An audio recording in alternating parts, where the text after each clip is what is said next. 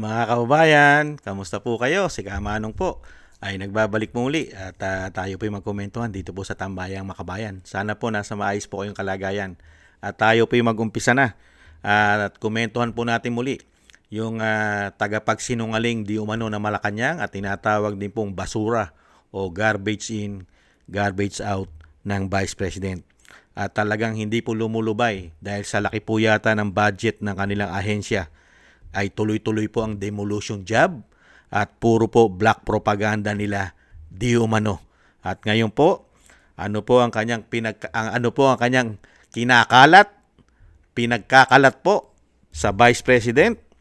Mga kababayan, ito rin po tinatawag na numero uno na reyna ng fake news ayon po kay Atty. Roque.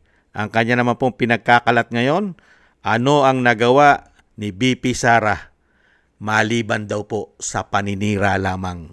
Ito po mga kababayan, pakinggan po natin at patawad po dahil na po nakakaumay na po ang taong ito. Kaya lang po, kailangan po natin kundinahin ang kasinungalingan ng taong ito di umano dahil sa laki ng pakinabang sa pera ng taong bayan di umano. Pakinggan na po natin, panoorin po ang kanyang mga paninira.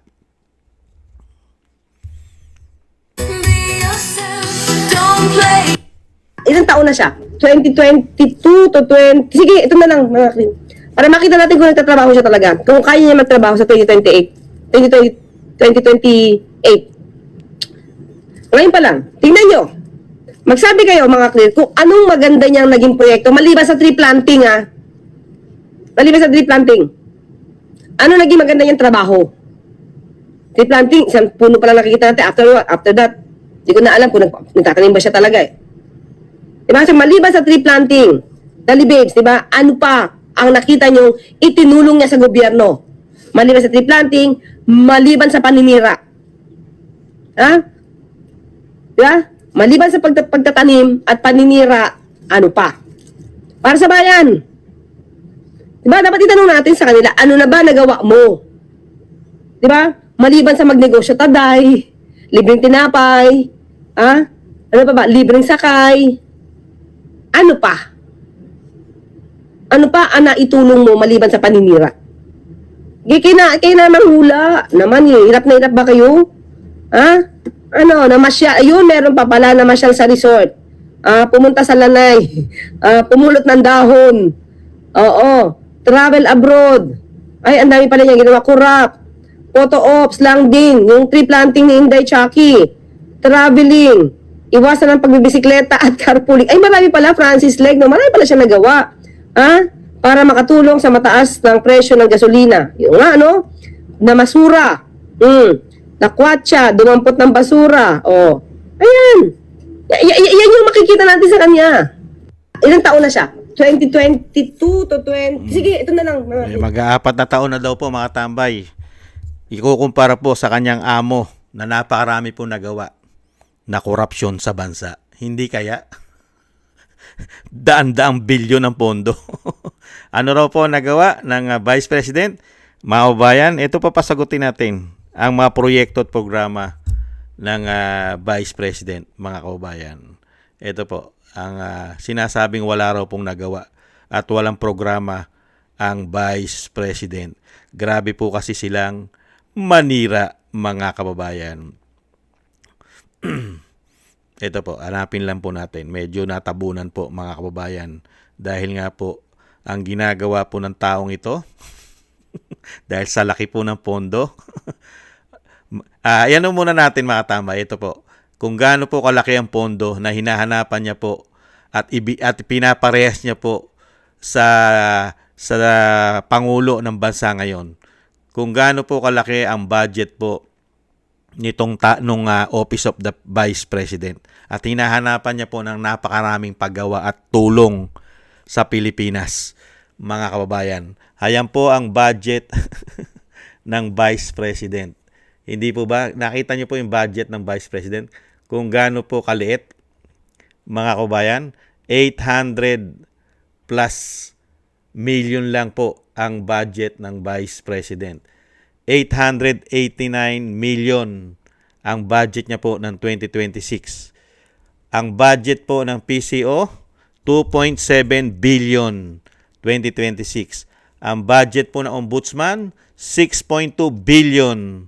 Ang budget po ng Office of the President, mga kababayan, 27.3 billion. 27.3 billion ang budget ng Pangulo.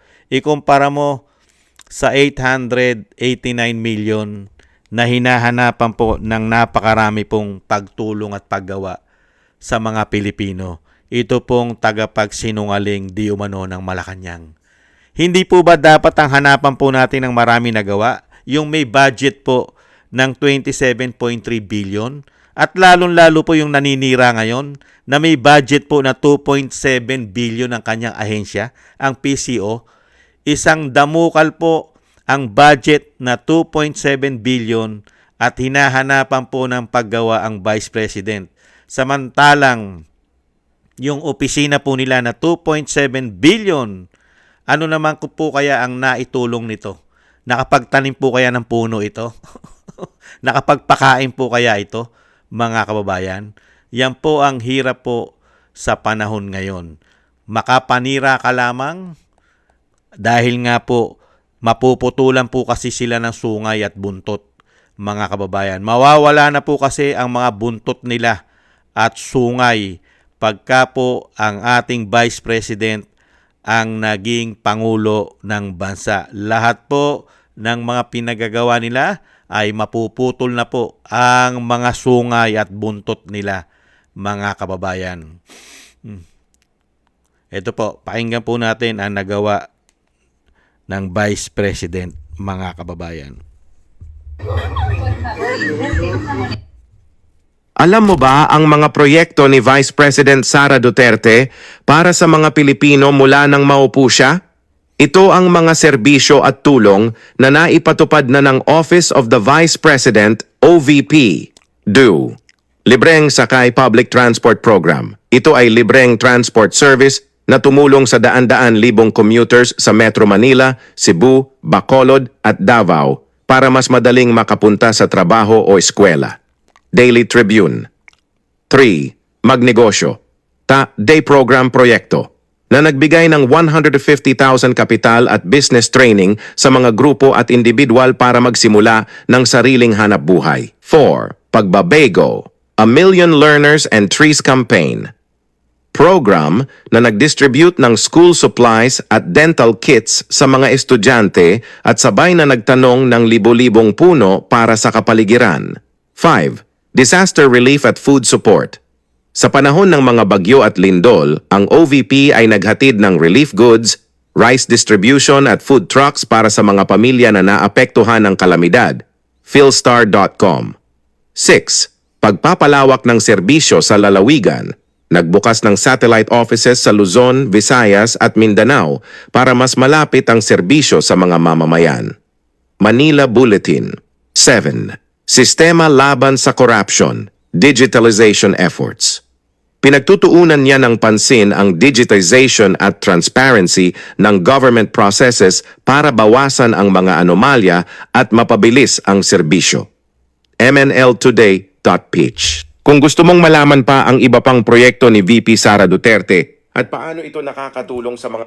Nakita niyo po mga tambay, napakarami pong programa ng Vice President at nakakatulong direkta sa taong bayan. Kahit po siya ay Vice President pa lamang. Spare tire at ang kanyang budget po sa dami po ng kanyang nagagawa taon-taon. 889 million. Pero po itong nagsasalita po ngayon na tinatawag po na numero 1 na reyna ng fake news ayon kay Atty. Roque at tinatawag din po ng Vice President na basura, garbage in, garbage out. Wala raw pong nagawa ang Vice President. Wala po siyang matandaan na mga nagagawa sa sandamukal na programa ng Vice President na araw-araw nakakatulong sa mga tao, sa atin, lalong-lalo ngayon, napakamahal ng petrolyo, napakamahal ng pamasahe. Araw-araw naghahatid sa atin sa trabaho yung kanyang libreng sakay na mga bus o bus. Hindi po ba? Kaya po napakasinungaling po ng taong ito. Sanay na sanay po yatang magsinungaling sa taong bayan. Napakakapal na po yata ng pagmumukha ng taong ito para sabihin pong walang nagagawang programa ang Vice President sa kanya pong pondo na 889 million.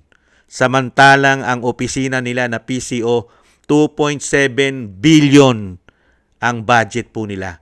Ano po ang programa ng PCO na direktang nakakatulong sa taong bayan? Nakapagpapamigay man lang po ba sila ng mga bigas, pagkain, nakakatulong po ba? Lalong-lalo sa kalamidad, ang PCO, ang 2.7 billion. Direkta po bang naitutulong sa taong bayan? Ang 2.7 billion na pondo ng PCO? Nagtatanong lang po si Kamanong.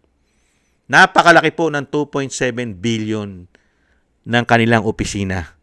Mag-aapat na taon na rin po sila ang PCO na talagang kilalaki po ng pondo nila. Samantalang ang Vice President, hindi po nagiging 1 bilyon ng pondo nila dahil ipit na ipit po sila sa budget. Nakita nyo po ang difference. Ang difference po ng budget, ang Pangulo, ang budget niya at 27.3 billion. 27.3 billion ang budget ng opisina ng Presidente. Ano po ang nahita? Ano po ang nagagawa ng Presidente? Mga kababayan, sa 27.3 billion, meron pa siyang 4.5 billion na confidential intel fund. Hindi po ba? Napakalaki po ng diferensya. Sino po ba talaga ang magnanakaw sa bansa? Mga kababayan, yung kinikitil ng budget na maraming programa o yung isang damukal po ang mga budget na wala tayong nakikita at nakihita sa laki ng pondo taon-taon na kinukuha nila sa buwis ng taong bayan. Mga kababayan, ganito po sila manglinlang. Ganito po sila mag-divert na sila mismo ang nagnanakaw di umano sa pera ng taong bayan, pero idinadivert po nila ang pagnanakaw nila di umano sa pamilya Duterte at sa Vice President.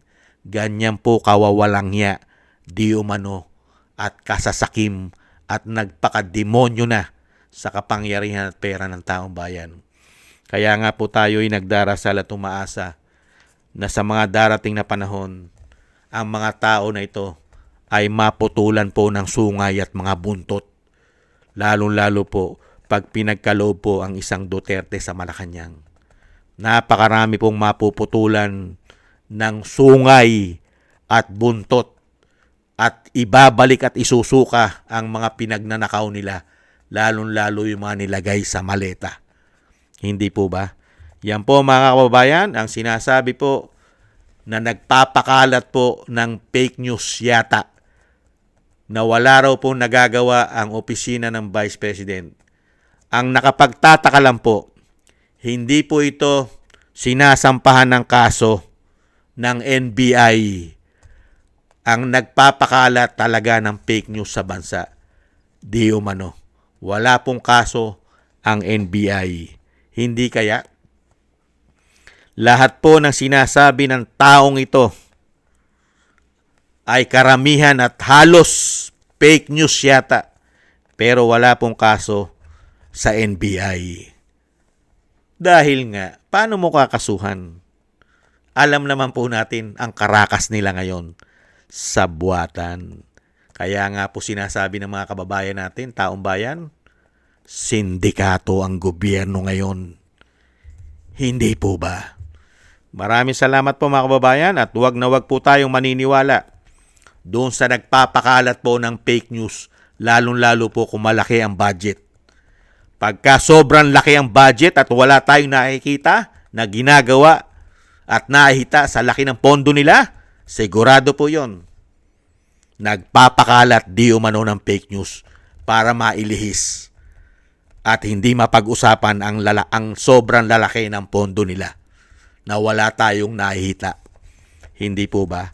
Thank you po sa nagusto po natin tambayang makabayan sa YouTube at TikTok. At ganoon din po sa ating mga subscribers at sa mga nagko-comment, like, share, and subscribe. At patuloy po nagsusubscribe. Mabuhay po kayo. Shoutout po sa inyong lahat mga kababayan. At shoutout din po at maraming salamat po sa nagbibigay po ng tulong at biyaya. Shoutout po kay Kay Felipe Siapno ng Texas, USA. Mila Yi, Tatay Nick ng Toronto, Canada. Ani Jo. Jem Aris sa United Arab Emirates. Baby Roman at Ate Isa ng Cagayan. Eric Hershaw ng Canada. Felipe Siapno, nabanggit na po natin ng Toronto, ng Texas, USA. Si Jesus Valdepena, Rolando Guerrero. Rolando Timbol ng Alberta, Canada. Evelyn, LB and Sermani ng North Miami, Florida, USA. At Kingston ng Hong Kong. Maraming salamat po sa inyo mga kabayan at ingat-ingat po kayo sa inyong pumapagawa. At tiis-tiis lang po tayo mga kabayan at God bless po sa inyong lahat. At dasal-dasal lang po tayo. Maraming salamat po. Bye-bye!